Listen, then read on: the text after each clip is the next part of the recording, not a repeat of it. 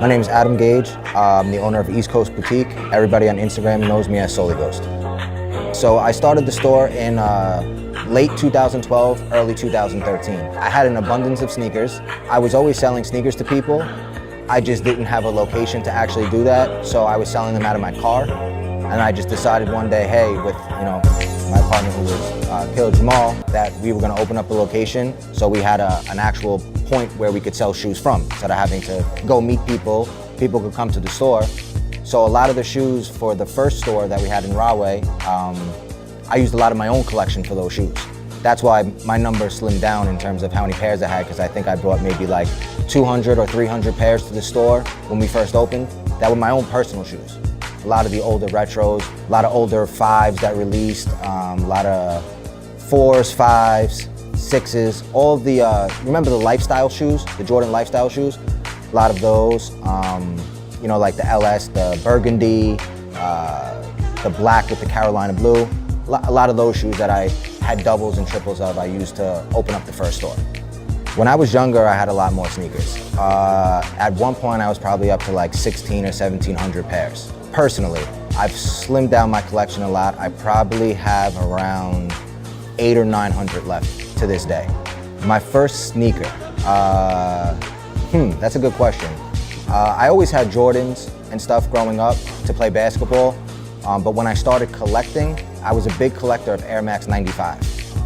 So Air Max 95 in say 97, 98, 99, I had a lot of those, and then in 99 is when I started collecting Jordans. I mean, I've owned every sneaker pretty much that I wanted. I mean, there's a lot of PEs that I wanted. I wanted the UNC 13 that has like the UNC logo on the side. I just haven't been able to find that shoe in my size. I only buy shoes that are my size. I've seen it size 10 and a half, 13, bigger sizes. So that's a shoe that I've always wanted to own, but I just haven't been able to get.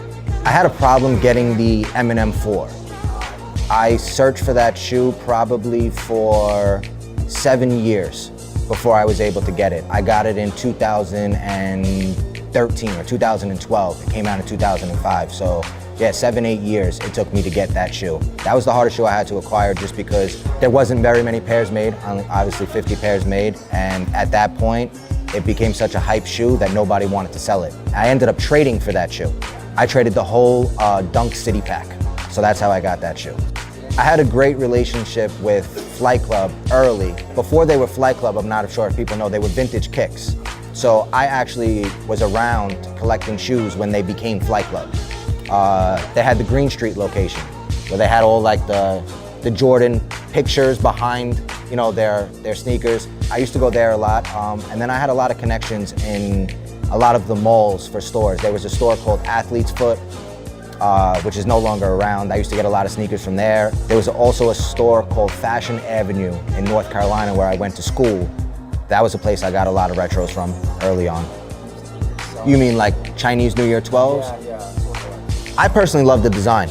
I think they're amazing shoes. I think that Nike knows that they have a huge market in China, so they're kind of now adapting to that and making shoes and retros that kind of fit that. As we've seen, we had the Chinese New Year 5 with the teal, and now we've had the 12. I think that they're gonna continue to do it, and honestly, I personally like all the designs that they do on the Chinese shoes. I think they're really creative and really nice looking, aesthetic-wise. Some of these other Jordans you look at and you kind of say like, I wonder why they put those colorways together, or I don't really like that shoe because of the way it looks. I feel like the Chinese New Year so far, all of them have been really nice looking shoes. A lot of the newer retros don't sell too well here. They're sitting on the shelves, Foot Locker, the University 11 lows and all of those shoes, I feel like they sell pretty well overseas because people have been waiting for those retros to come back out since 2000, 2001. You could still go into Foot Locker, Champs, Finish Line and still buy those shoes. So I feel like overseas, those shoes are more welcomed than in the States just because they produce so many of them here. It's hard for them to sell out now. When you're producing 1 million pairs of shoes, you don't have 1 million consumers that are buying them, whereas in China, obviously with the population numbers, those shoes sell out pretty quickly.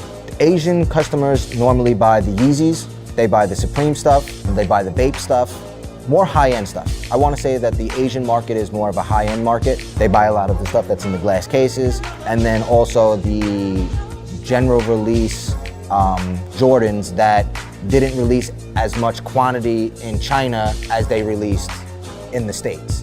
Those are the Asian market of what they buy. That's pretty much it. When I was collecting, I had that passion. I still have that passion now, but the only difference is obviously now I'm monetizing my passion. I feel that that's what kind of makes me different than other store owners, because I grew up doing this and then I transitioned into actually making money off of shoes. So in terms of my passion is still there. It's just for me, I used to get super excited about sneakers that released. Now because I own a store and I see all the sneakers and they always come in, it's a little bit harder for me to get excited about pairs because I know at some point I could always get them. So like today, the Pharrell tennis shoe released. I didn't get it, but I know at some point it will come in and I'll get it. Before, I used to go on hunts for these shoes because I was solely just a collector. Now that I have a store, the shoes come to me instead of me having to go get the shoes. That's the big difference between being a collector and then a store owner. When you're a store owner, the shoes come to you. When you're a collector, you have to actually go find them.